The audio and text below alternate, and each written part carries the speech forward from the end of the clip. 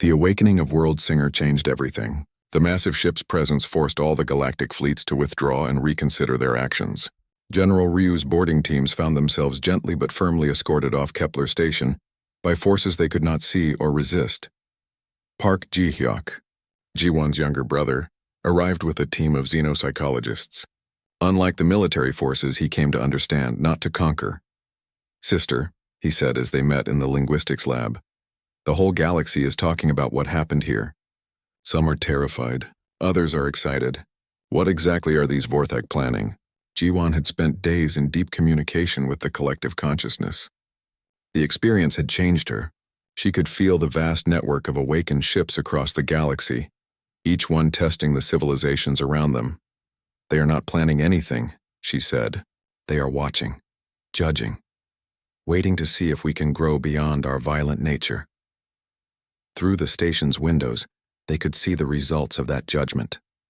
World Singer had positioned itself near a dead planet that had been destroyed in an ancient war. The massive ship was doing something to the planet's surface. Slowly, incredibly, life was returning to the barren world. "How is that possible?" Ji-hyuk asked. "Vorthak technology works with life, not against it. They can heal what was broken, restore what was destroyed, but only for those who prove themselves worthy." The Grand Collective, the unified consciousness of all awakened Vorthak ships, spoke to Ji-won directly now.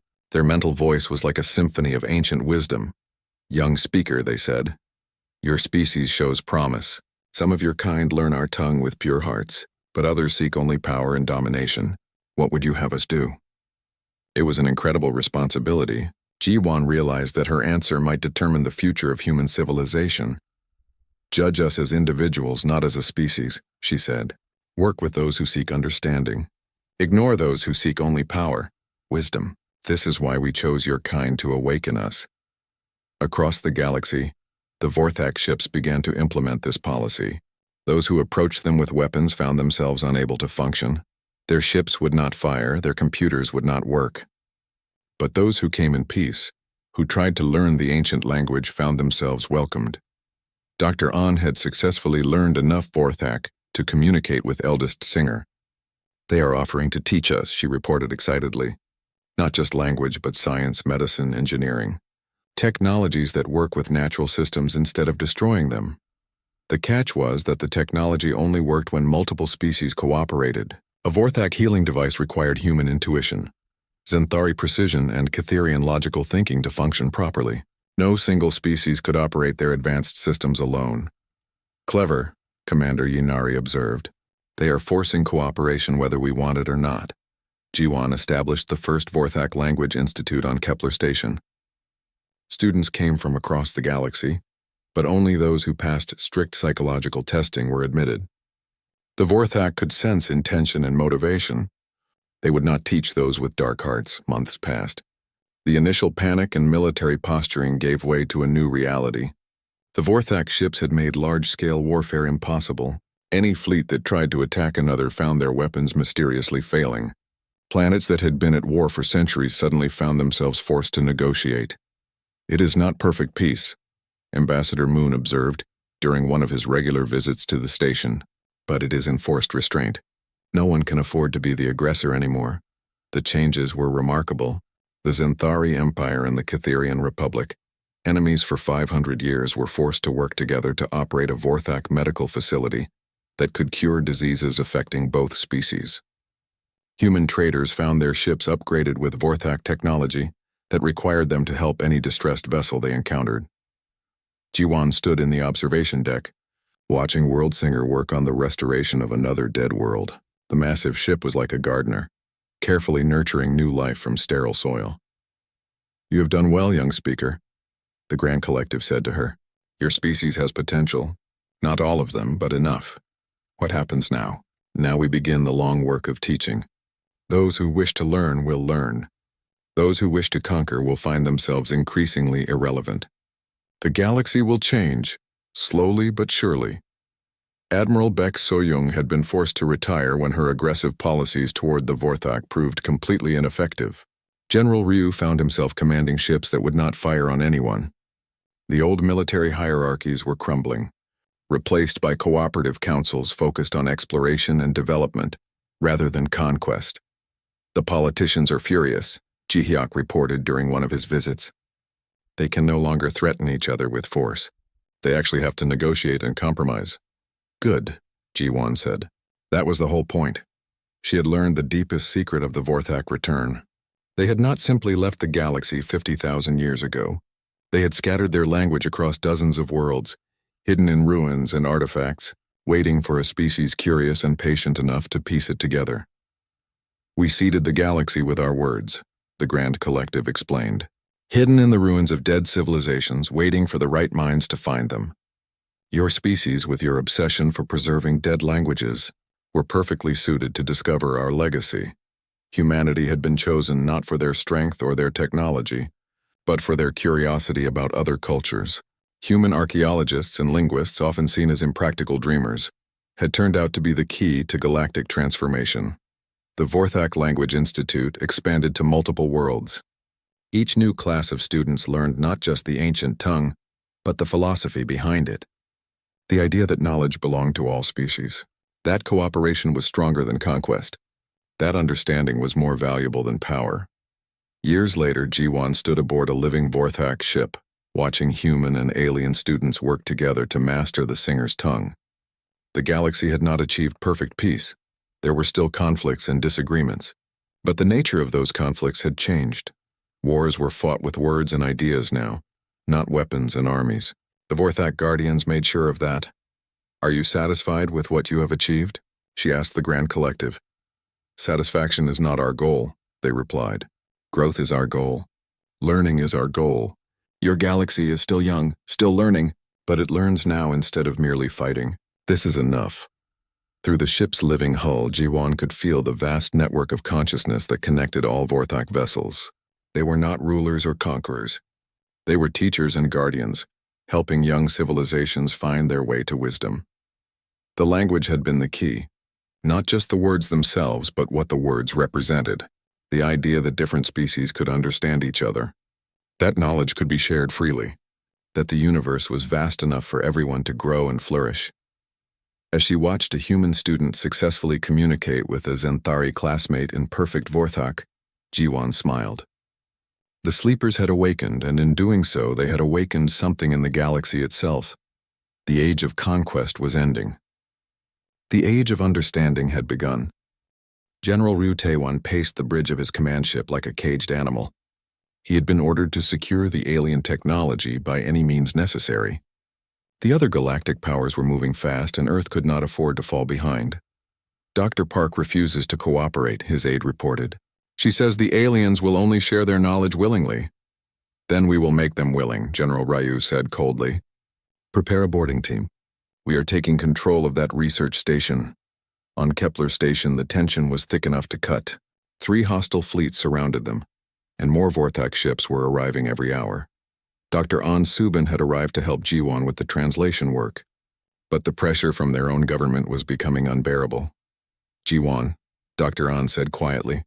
They are saying we could end human dependence on alien technology forever. The Vorthak ships could make Earth the most powerful civilization in the galaxy.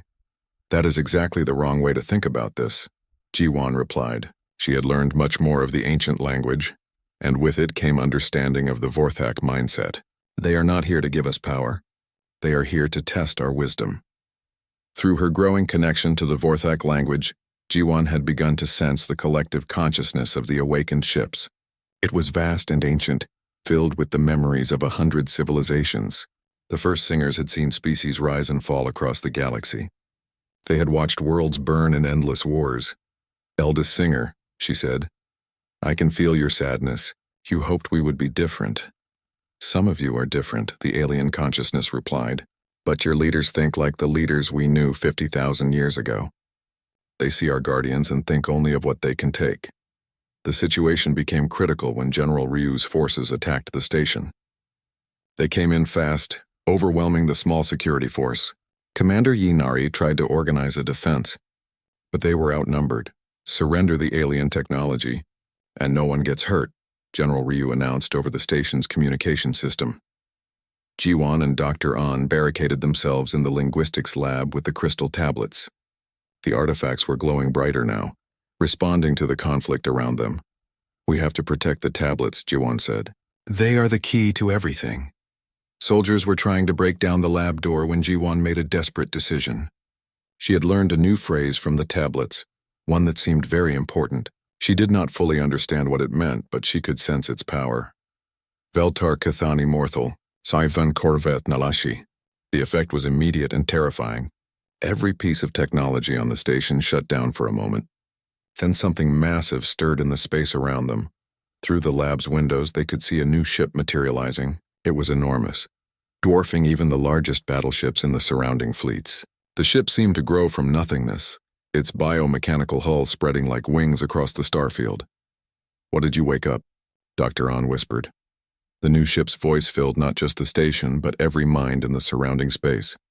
It was deeper and older than Eldest Singer's voice, carrying the weight of eons. "I am World Singer. I am the guardian of guardians.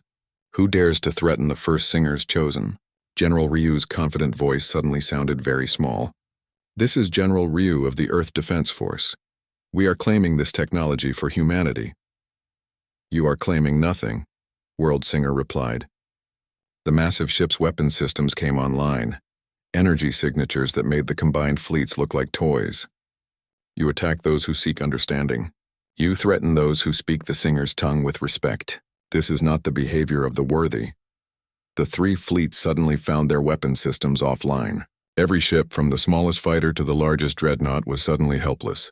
"How?" Admiral Tolk demanded.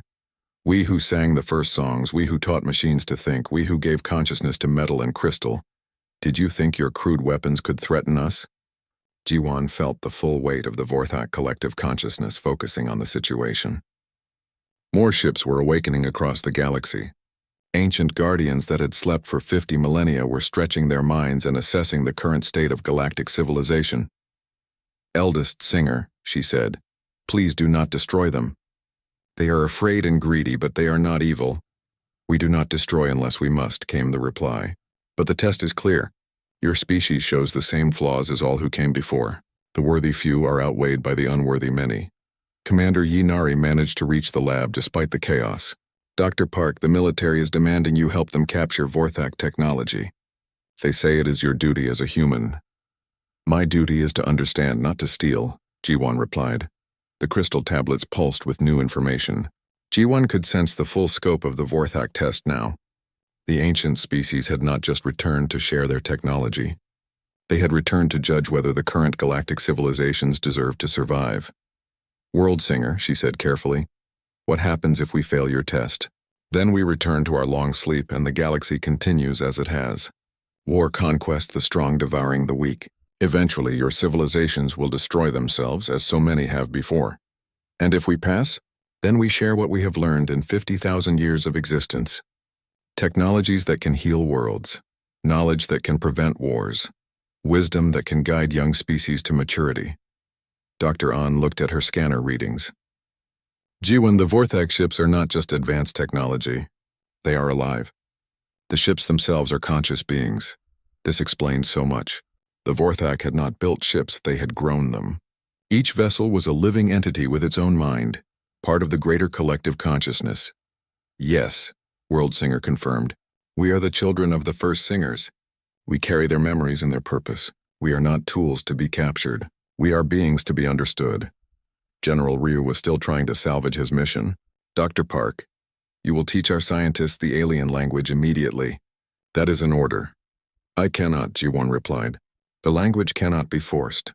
It must be learned with the right intentions. Then we will find another way." But there was no other way.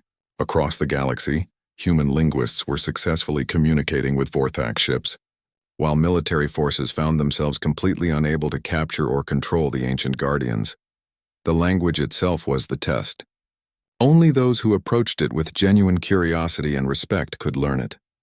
Those who wanted to use it for conquest or domination found the words turning to ash in their mouths.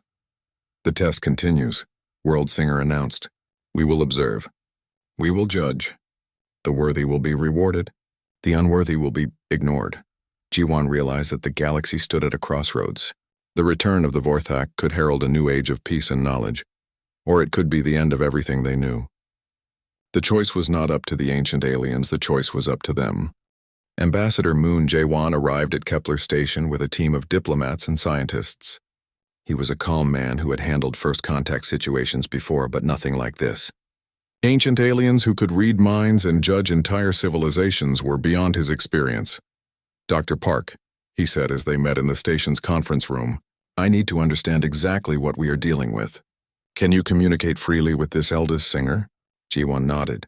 "The language is becoming easier for me, but it is not just words. When I speak Vorthak, I can feel emotions and intentions. The first singers communicate with their whole minds, not just their voices."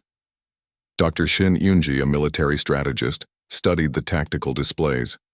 "Dr. Park, we have confirmed that these ships are appearing near every major world in the galaxy. They are not threatening anyone, but their mere presence is causing panic. How many ships total? Over 200 now, and more are awakening every hour." Ambassador Moon looked out at the alien ship through the station's main window.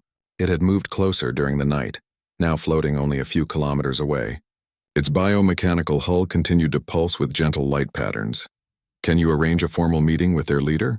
"I can try." Ji-won activated the communication system and spoke in Vorthak. "Eldest singer, we would like to speak with you more formally." "May we meet?" The response came immediately, filling their minds with the alien's voice. "We do not meet as you understand meetings. We are not individual beings like you. We are collective consciousness, many minds sharing one purpose. Then how should we communicate? As we are now, through the singer's tongue and shared thought. But we sense you have questions. Ask, and we will answer what we can." Ambassador Moon had prepared a list of diplomatic questions. "Why did your people leave the galaxy originally?" "The galaxy was young and violent. Every species fought every other species. Worlds burned.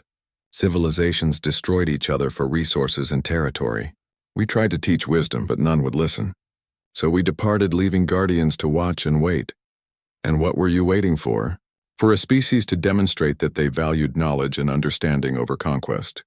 Your species, these humans, spend great effort studying dead languages and lost cultures. You try to understand beings you will never meet. This showed us that perhaps the galaxy was ready for our return."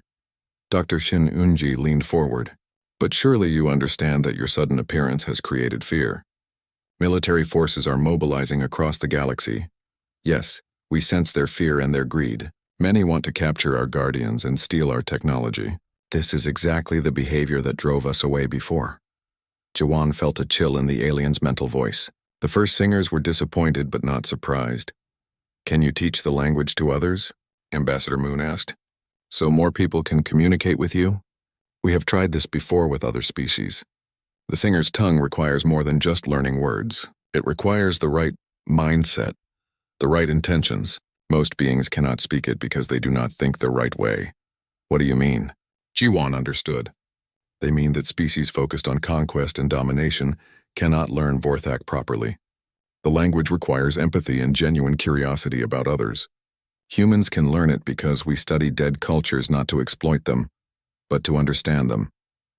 Reports started coming in from around the galaxy. Human linguists at various research stations were successfully making contact with other Vorthak ships, but members of other species, even brilliant scientists, were struggling to pronounce the language correctly. Captain Lee called from the Meridian. "Dr. Park, we have a problem. A Zenthari battle fleet has arrived and is demanding we turn over the alien ship to them. They claim it belongs in Zenthari space. Through the station's sensors, they could see the Zenthari ships approaching. 12 massive warships bristling with weapons." "Eldest singer," Ji-won said quickly. "Military ships are approaching. They want to take you by force, we know. We can sense their intentions from their thoughts. They see us as prizes to be captured. What will you do?" "Nothing for now. Let them reveal their true nature." The Zenthari fleet commander appeared on the communication screen. Admiral Tolk was an imposing figure even for a Zenthari. His blue skin was marked with battle scars and his forearms gestured aggressively. "Human station, you will withdraw from the alien vessel immediately. This ship will be claimed by the Zenthari Empire for study." Ambassador Moon responded diplomatically. "Admiral, this is a first contact situation. The ship belongs to a sentient species. We cannot simply claim it. The ship has been dormant for thousands of years. It is salvage. And it is in Zenthari territory." "Actually," Commander Yinari said, Kepler station is in neutral space, and the ship is not dormant. It is very much alive. Before Admiral Tolk could respond, the Vorthak ship moved. It turned gracefully and positioned itself between the station and the Zenthari fleet. Its lights pulsed in what looked like a warning pattern. "Human station," Admiral Tolk said angrily. "Order that ship to move aside." "I cannot order them to do anything," Ambassador Moon replied. "They are not under our control." Dr. Cho Min-young had been studying the Vorthak ship from the Meridian. "Dr. Park, I am detecting massive energy buildups in the alien ship. Whatever technology they use, it is incredibly advanced." Ji-won spoke to eldest Singer. "Please do not start a fight. The Zenthari are aggressive, but they are not evil. We will not attack first, but we will not allow ourselves to be captured either. We have waited 50,000 years to return. We will not be made prisoners by those who cannot even speak our name." The situation grew more tense when a Catherian fleet arrived from the other direction. The Catherians were an insectoid species known for their intelligence and their greed for technology. "This is Hive Commander Zix," came the clicking, translated voice. "The ancient vessel contains technology that predates all known civilizations. It must be studied by the Galactic Science Council, not hoarded by humans." Now 3 fleets surrounded the Vorthak ship. The ancient guardian hung in space between them, calm and patient. But Ji-won could sense growing power within its living hull. "Eldest Singer, this situation is getting dangerous." "Yes, the young species show their true nature. They see something they do not understand and their first thought is to possess it. This is why we left before. But humans are different, right? That is why you awakened for us. Some humans are different. You study our language to understand us, not to control us. But your leaders..." The alien's mental voice carried sadness. "Your leaders think like all the others." Indeed, Admiral Baek So-young was sending urgent messages demanding that Ji-won learn military applications of Vorthak technology. Other human officials wanted to claim the ship for Earth's government. "What will happen now?" Ambassador Moon asked. Eldest Singer's response was filled with ancient wisdom and deep sorrow. "Now we will see if this galaxy has truly changed, or if it is still the violent, greedy place we left so long ago. The test has begun." The 3 fleets moved into attack positions around the Vorthak ship. Ji-won realized that the next few hours would determine the future of galactic civilization. The first Singers had returned to judge whether the galaxy was ready for their knowledge. So far, the verdict was not looking good. The ship was beautiful and terrifying at the same time. Captain Lee Hyun-woo watched it through the bridge windows of his research vessel Meridian. The alien ship looked like it was alive. Its hull seemed to breathe, expanding and contracting slowly. Strange lights pulsed along its surface in patterns that almost looked like a heartbeat. "Captain, we are receiving reports from all over the galaxy," his communications officer reported. "Ships like this one are appearing everywhere. Near dead worlds and asteroid fields, around old battlefields. How many?" "At least 50. Maybe more." Dr. Cho Min-young, the ship's xenobiologist, studied her scanner readings. "Captain, this ship is not entirely mechanical. I am detecting biological components. It is like someone grew a ship instead of building it." Captain Lee had been ordered to investigate the strange awakening ships. The galactic government was worried. Nobody knew what these ships wanted or who controlled them. "Any response to our communications?" "Nothing. They do not answer any of our signals." Back on Kepler station, Ji-won worked frantically to learn more of the ancient language. The tablets had revealed more text after she spoke the first words. It was like they trusted her now. She had learned that the language was called Vorthak. The people who spoke it called themselves the First Singers. They had ruled the galaxy long before any current civilization existed. "Commander, the ship will be here in 2 hours," reported the sensor officer. Commander Yinari looked at Ji-won. "Can you talk to them?" "I am learning. But this language is complex. It is not just words. There are emotions and thoughts built into the sounds. I need more time." "We might not have more time. Half the station has been evacuated. Only essential personnel remain." Professor Kang had refused to leave. He sat with Ji-won in the lab, helping her understand the alien symbols. "This word here," he pointed to the tablet. "I think it means guardian or protector." "Yes, I think you are right." Ji-won made notes. "And this phrase keeps appearing until the worthy ones speak our name." "Worthy ones?" "I think they left these ships as guardians, waiting for someone worthy to wake them up." "But what makes someone worthy?" Before Ji-won could answer, alarms started sounding throughout the station. The alien ship had arrived. It was massive. bigger than the entire research station. As it approached, it moved like a living creature swimming through space. No engines were visible, but it moved with purpose and grace. Dr. Park, report to the command center immediately.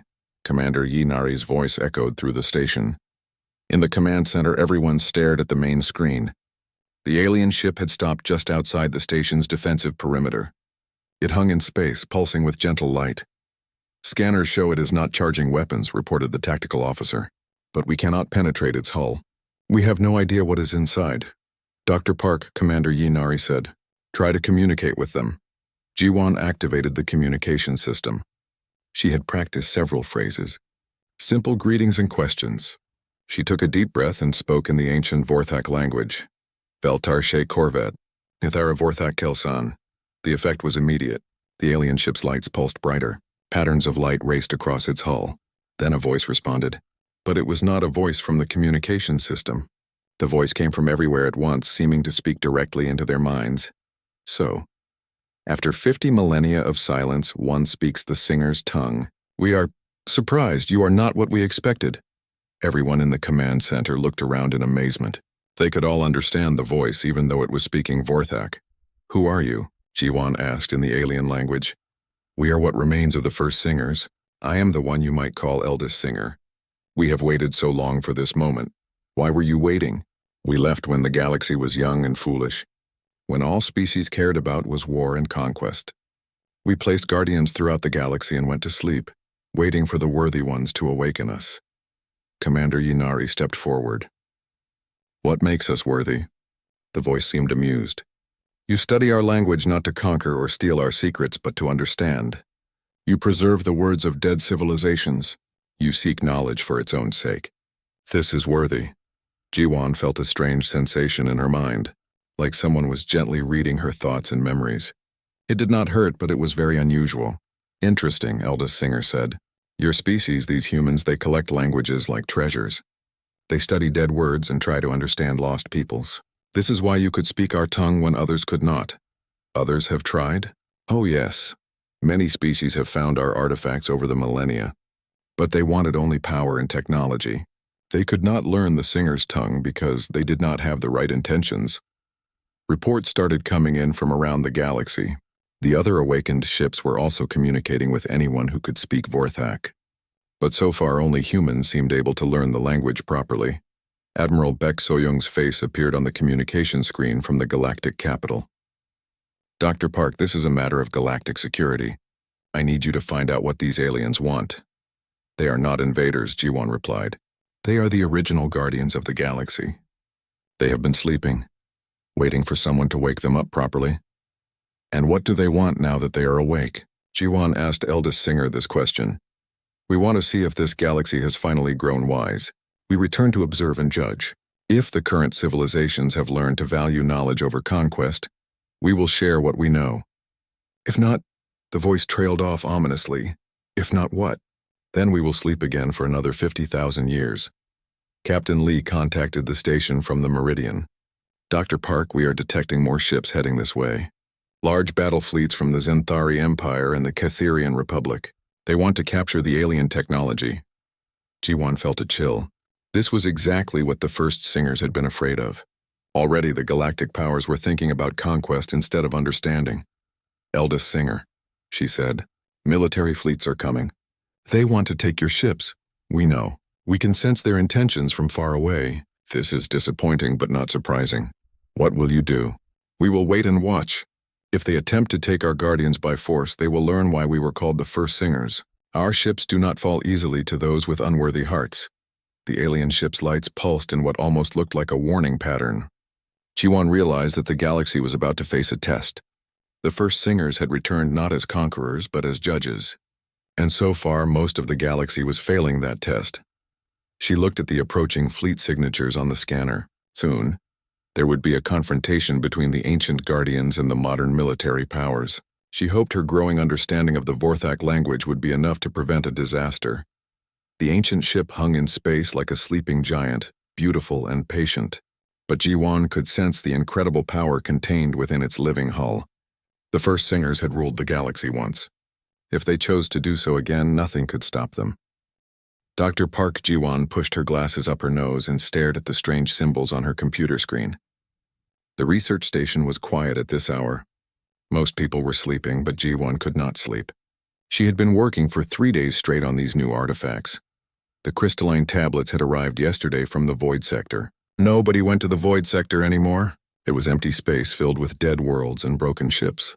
But sometimes treasure hunters brought back interesting things. These tablets were very interesting. Ji-won touched the first tablet carefully.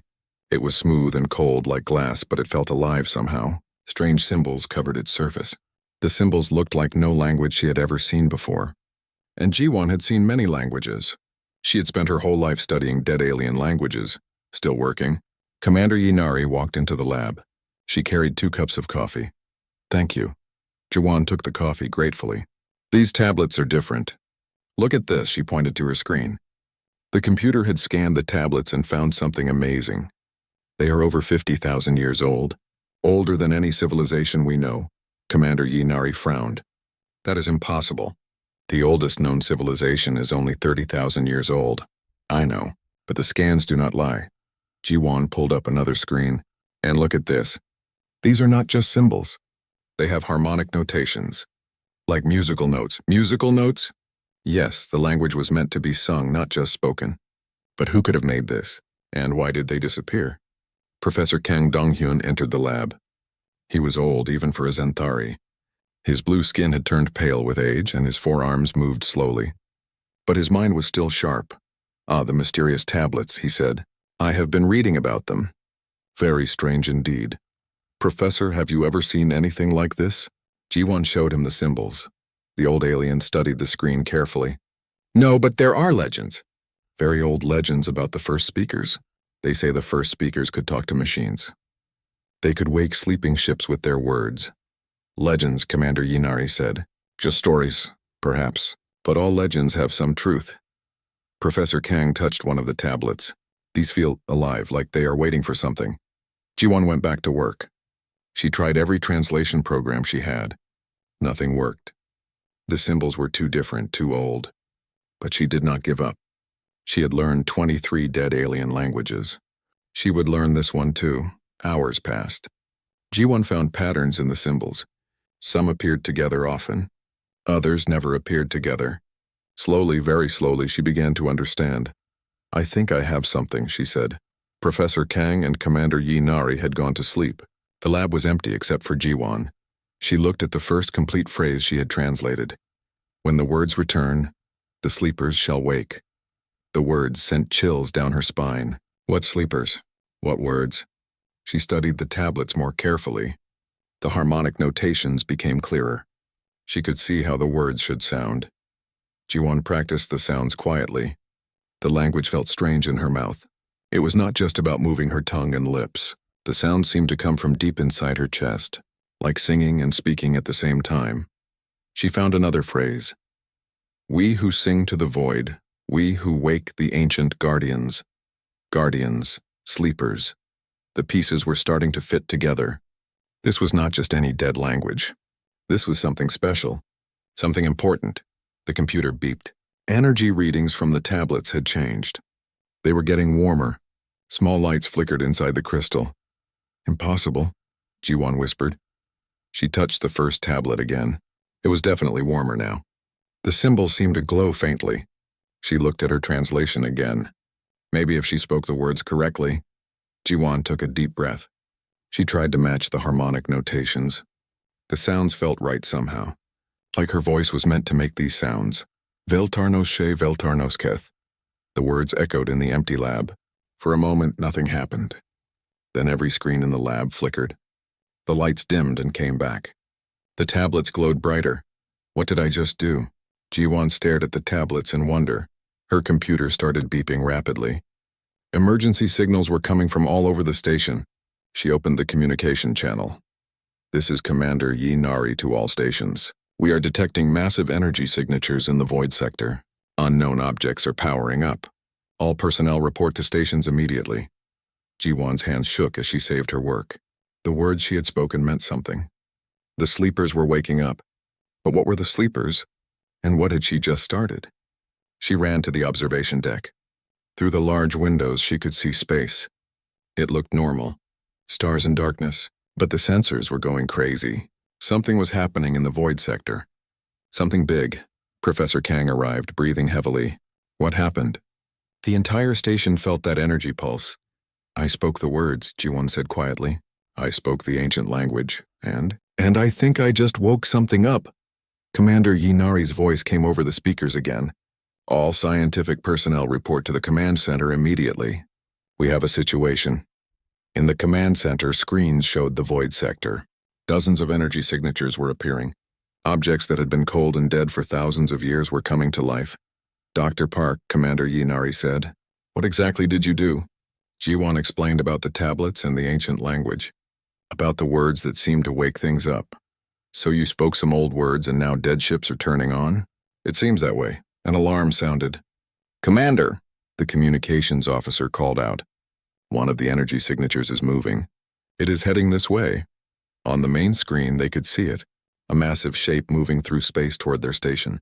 It was huge, bigger than any ship they had ever seen, and it was alive with lights and energy. How long until it gets here? Commander Yinari asked. 6 hours. Ji-won stared at the approaching ship. She had spent her life studying dead languages. Now it seemed one of those languages was not dead at all, and whatever was coming toward them had been waiting 50,000 years to hear those words again. I need to learn more of the language, she said. Before that ship gets here, I need to understand what we are dealing with. The tablets were still glowing when she returned to the lab. They seemed happy, if tablets could be happy. Like they had been waiting all this time for someone to speak their words. Ji-won got back to work. She had 6 hours to learn enough of an ancient language to talk to whatever was coming. The future of everyone on the station might depend on it.